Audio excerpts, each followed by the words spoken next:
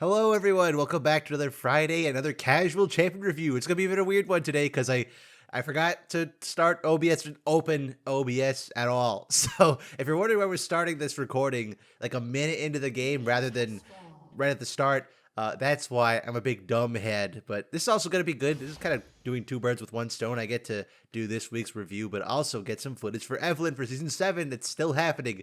Trust me. I know I said that in Camille, but whatever. Also, we're getting weird because we have like a Tom Kench Ivern bot lane, and they don't seem to want a leash. But I'm not the kind of person to just harp on people for that. Let them live their life, I guess. You know what else I want to live? Segue. Fan art section. Yes, look, that's a lot of different. I'm kind of surprised the many different ways fellows interpreted Evelynn for this week. This is definitely like there's some with the asexual demon, there's some with me, there's some with Nikki Girl. Like what? You guys are crazy. Endless bounds of creativity, and I'm not going to end it all by my brain. That word sound weird. I don't. Thank you, fellas. Though. Thank you for the art. Thank you so much. All right. Well, then we get to the character that is the opposite of everything that I usually enjoy about characters. And I guess I want to start this right off the bat and say just out of the way because there's been some people who get question marks about this and they ask me about it and like, are you this, are you that, whatever. And I've said it kind of offhand a couple times, but I never really delved into it too much. I am asexual, technically asexual, aromantic, so ace arrow, whatever way that goes around. Basically, asexual part, I don't really like sex too much, and aromantic, I don't really like relationships of that caliber too much. So a character like Evelynn is not really my cup of tea for the most part. And obviously that does influence my distaste for all them sexy anime characters. Why Viego was very disappointing, or characters like, everything from 2020 to 2022 pretty much. That's not fair though. Like, Renata and Zeri and Neil are all fine. Belvet's a weird case, but So I guess talking about Evelynn beyond the stuff that people obviously like her for, I guess we should delve into her lore a bit because it's very simple. There's not a lot to it. Oh, I think we should probably begin with the tier level of demons because I think a lot of people don't really know the power hierarchy of the demons and where Evelynn falls. Oh, hello. Where Evelynn falls under in that category.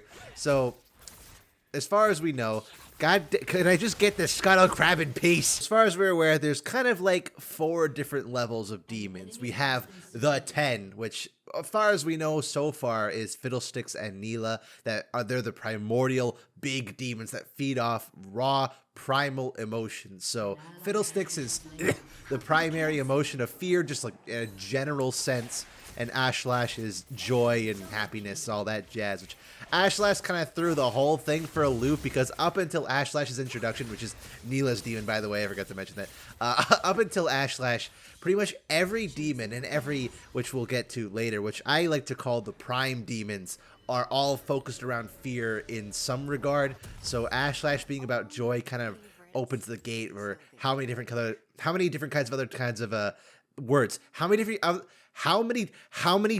other kinds of demons there are. So we have the big 10. Those are the big boys. We know Fiddle and Ashlash. Then we have what I like to call the prime demons that aren't as powerful as the big 10, but definitely occupy a more generalized kind of, again, most of it's about fear, and are still major threats in the world, but not as much as Fiddlesticks. So you have your Evelynn, that's where she falls under, but you also have like Nocturne and Tom Kench, with Nocturne is demon of nightmares, Tom Kench is demon of, temptation, I think, or addiction.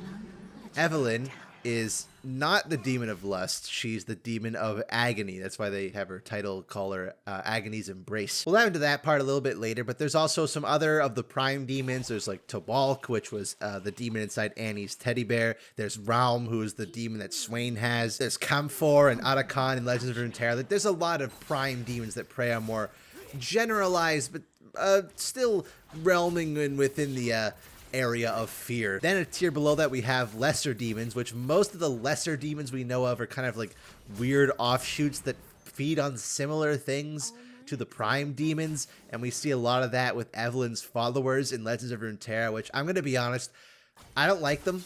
I think they're, I mean, I do like them.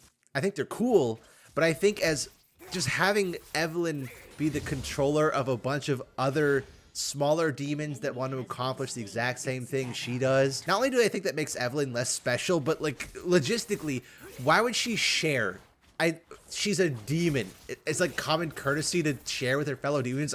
I don't know. It's just the whole situation is just weird to me. But then in the final bottom row, we have the Azakana. That's the stuff that Yone deals with. They're kind of parasitic, minor demons that feed on very specific things. So Fiddlesticks is like, I feed on fear, then Inazakana will feed on like the fear of abandonment or something. But all demons have to come from somewhere, and at the start, Evelynn was just this little wisp, this little shadow of nothingness. But eventually, the Rune Wars broke out in the ancient times of Runeterran history, and suffering was introduced on a suffering became a mass scale thing. People were losing loved ones. The pain and agony of the Rune Wars was affected worldwide.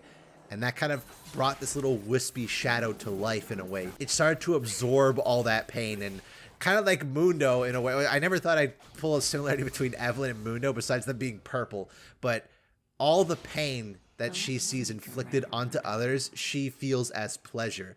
So going from feeling absolutely nothing for eternity to feeling this constant state of ecstasy, I'm not going to question it. She's able to feed off of all that pain, and she loves it. She nurses herself and eventually starts to create a bit of a physical form by absorbing all this pain. But after the Rune Wars ended, there's no more mass suffering. She needs to figure out how to make suffering of her own. Realistically, if she wanted to just go around extracting people's pain, she doesn't need to do this sexy seductress thing. She could just, you know, torture them. I feel like that would be sufficient enough for agony, no? That doesn't matter though, because she tries to make this tangible physical form to go around and stalk people, but every form she takes is more monstrous and crazy and just scares people away before she can kill them, because she's not like Fiddlesticks, where Fiddlesticks preys on that fear. Evelynn feeds on the pain and agony, especially physical pain and agony that she causes. What is happening? Shut up. Oh my god, I don't like her voice lines. I don't like her voice lines. I mean, they're good. They make sense for her character, but god damn it, do I hate listening to them. Do not play Evelynn on speaker volume with people potentially listening in the background. So to combat the fact that she's scaring everyone away, she decides she needs to take on a form more generally appealing to humans. So she studies them and learns what the basic human things that make them attracted to people, and that turns out to be very large, endowed lady. And it works. That's how she gets her victims. She lures them in with this seductress form, gets them to just the pinnacle of the highest amount of ecstasy they can be, and then right when they think they're about to get everything they could have ever wanted because sex havers are disgusting, she murders them right then and there. Instead of murdering them right at the start, there's just a significantly more amount of pain and agony she can inflict on these people by doing it this way, and that makes it all the sweeter. And that helps because it doesn't really sustain her that well. Each kill kind of tides her over to the next kill. What she really wants is to plunge the world into endless chaos once again, like it was in the Rune Wars. So that way she doesn't even have to do anything. She can just feed off the pain and agony all around her at any given time and just live in a world of pure bliss. As far as we know, I think that's where she left off. Though I think it's pretty much confirmed that she's the one who murdered Vane's parents, which that has some weird implications, but regardless, so in that way, she at least has a connection to another Runeterran champion, because other than that, she kind of is just her own entity existing in the Runeterran universe. So I do like her lore, and I do like her origin, but it's hard to take a character like that in an interesting way moving forward, I think. Maybe give her combat with Vayne in the future, but other than that, where do you really go from that? She's just a demon that exists, kind of like Tom Kench, and especially like Nocturne, though Nocturne has the downside of him being really old. In terms of design, I am definitely kind of at this point known to be one of the people that rags on designs like Evelynn. Very over-sexualized. It's not my cup of tea, and I've talked about it many, many times with champions in the past, both male and female alike.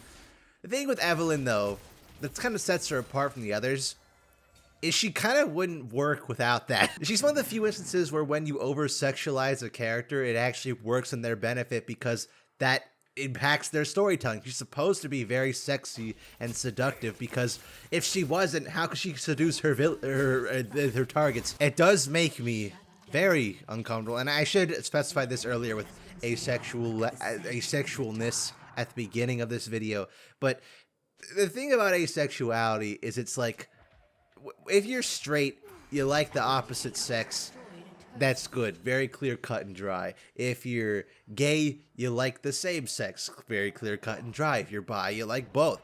Awesome.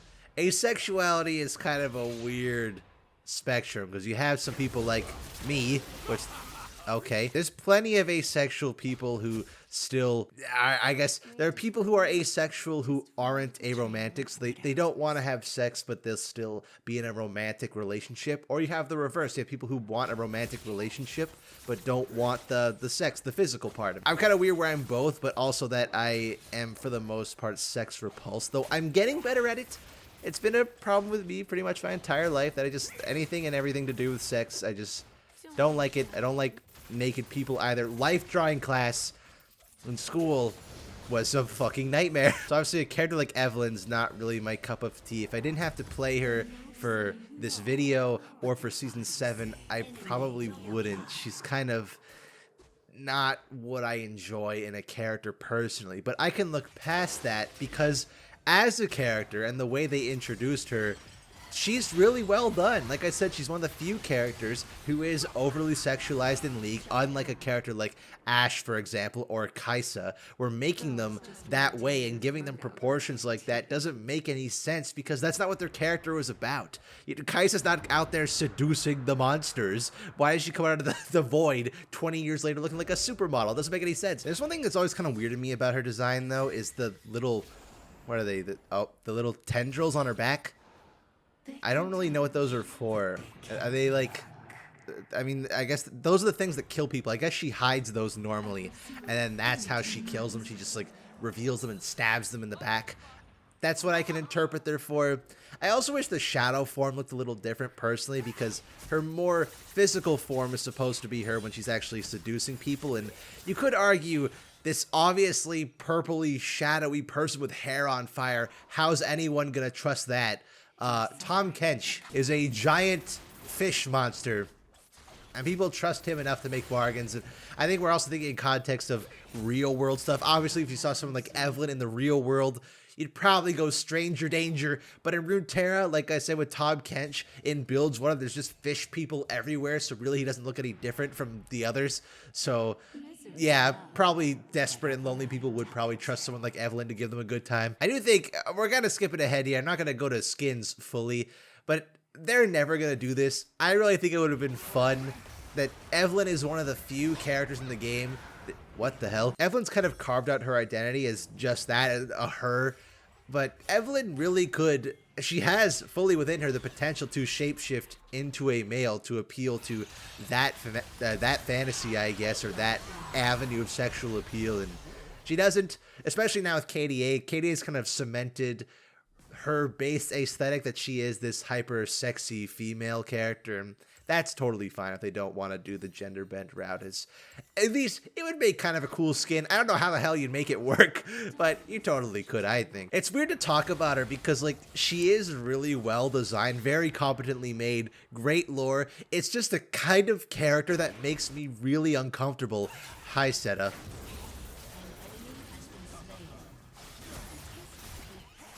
Oh.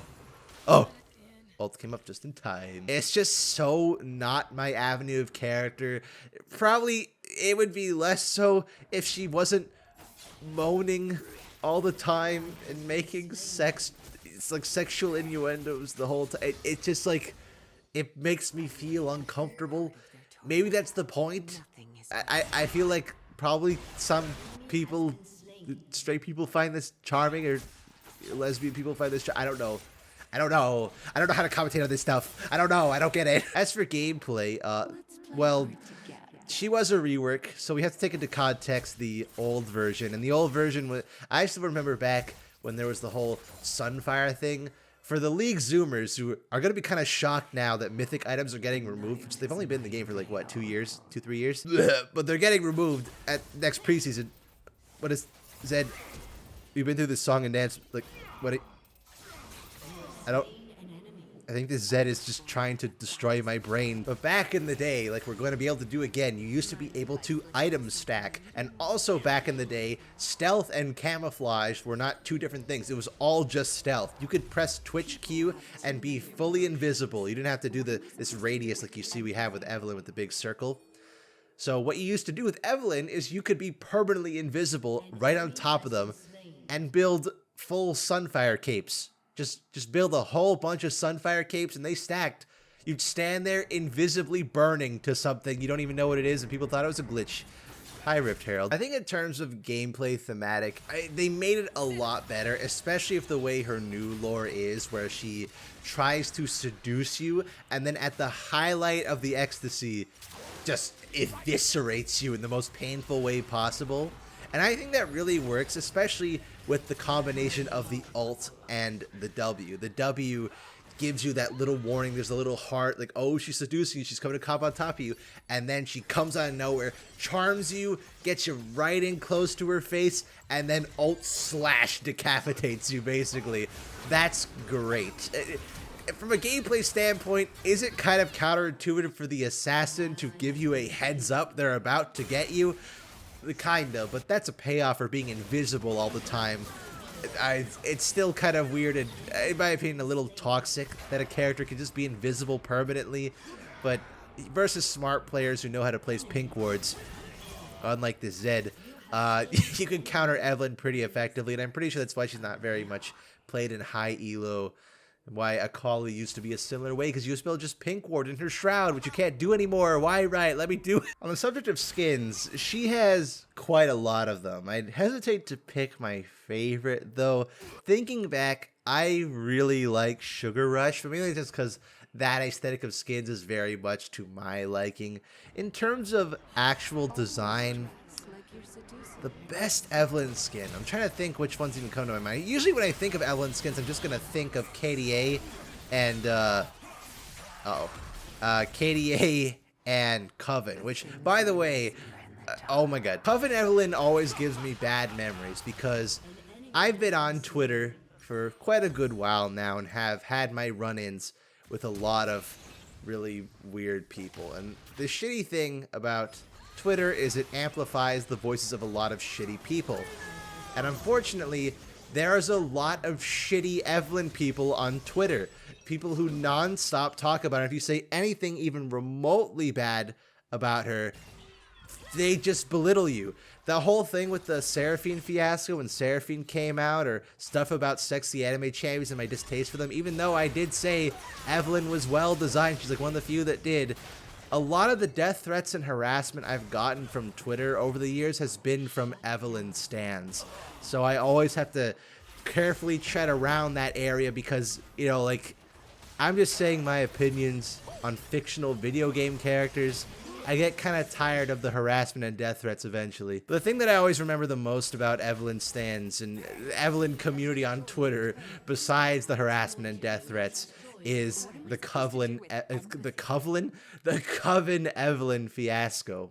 And that was where, for the longest time, like they're doing with Syndra right now, in fact, there was a constant clamoring for Riot. I don't care about this post they're doing. I don't care that it's, you know, whoever's champ. I don't care it's Leona's birthday or Twitch's birthday or whoever. Give us legendary Coven Evelynn skin with long hair. And after all that clamoring, Riot did it and they said, okay guys, here we go. Here you go. Here is a Coven Evelynn legendary skin where she has long hair. It's everything you asked for. The reason I find that funny is because they got literally everything they could have asked for, and all I could see in the replies was those same people saying, what the fuck? You introduced, at that time it was called Coven, Malphite, and Warwick. You've tainted our skin line with these champions. I mean, my entire brand is bitching about completely needless things online, but my god. This video is probably going to be titled something like, Evelynn makes me viscerally uncomfortable. And that's just because, as a kind of sex repulsed arrow ace person, her aesthetic is really not my cup of tea, but also because just the general community around Evelynn, even more so than the creepy Seraphine stands, which has lessened over time, I think, but like the Evelynn community is probably the most toxic one I've been accustomed to anyway. I haven't been in a Draven mains subreddit or a Yorick mains Discord though, so perhaps my opinion would change if I did that. But it sucks because, well, there's an aesthetic that I don't really like in a community that really hasn't treated me very nicely over the while. But Evelynn on her own as a character and as a design is really great and kind of proves why Riot can do these really sexy characters. You just gotta do it in the right context. Don't have Kaisa look like a supermodel just because. It sucks that Kaisa works so well. I'm gonna rant about Kaisa for so long when we get to her eventually. But just know, Evelynn, this is how you do it right. This is great. I really like Evelynn, even if she makes me very uncomfortable. Unlike Wanda. Although Wanda's not really hypersexualized, but I don't like her. Oh my god, I think the game's finally over. I can probably just sneak in, all stealthily. While they're completely preoccupied with that team fight, I can just sneak into the back and take the Nexus for myself. I'm a genius. My team won anyway. They didn't even need me. Alright. Well, thank you fellas for coming up for this week's Casual Champion Review. Next week is fucking Ezreal. It's only to get to Fiddlesticks. Fiddlesticks the week after. All right. I'll see you next week, fellas.